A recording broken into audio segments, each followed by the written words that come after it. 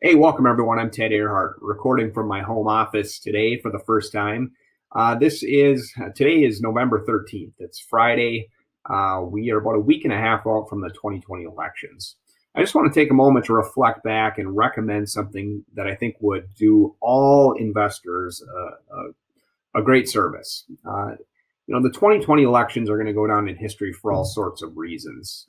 It was just the nature of the campaign. I think the candidates, kind of their style and the tone of the election made the American public and investors more nervous than ever, certainly more than any time in my career, and maybe the most in modern history. People were terribly nervous for all sorts of reasons. Some of the big media narratives being discussed included, what happens on election day if the results come in, but we still don't know who the winner is because of all these outstanding ballots. And what happens if the sitting president, loses the election, but won't accept the results, will not concede. Those are some of the big things being talked about in the financial media. Like, what would that mean for the stock market? Well, here's the thing. Guess what? Both of those things actually happened. But what's more important, I just want you to think about this. Let's say I told you I knew with 100% certainty that those were going to happen, but you had to guess how the stock market would respond to that uncertainty. What would you have guessed?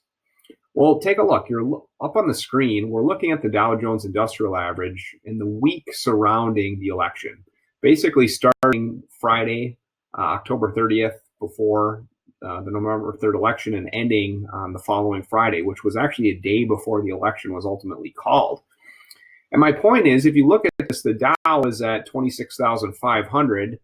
Basically, throughout the course of that week, even amidst the things I just described, these kind of key worries, the Dow rose just shy of 2,000 points.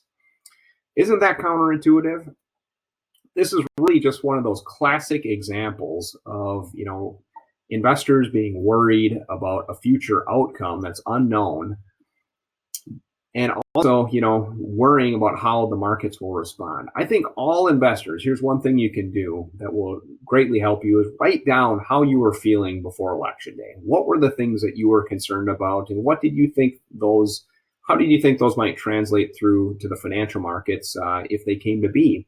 And then kind of reflect on what has actually transpired. Because here's the thing, in 4 years, we're going to have another presidential election. And chances are, I'm hopeful that the next election won't be quite as hostile as this one.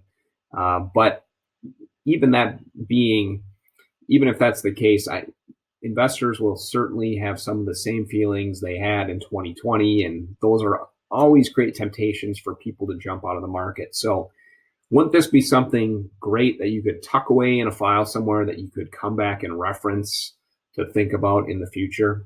I think that would do all investors a tremendous service to kind of have this memory captured, again, so you can reflect back on it for future events, which we will certainly have.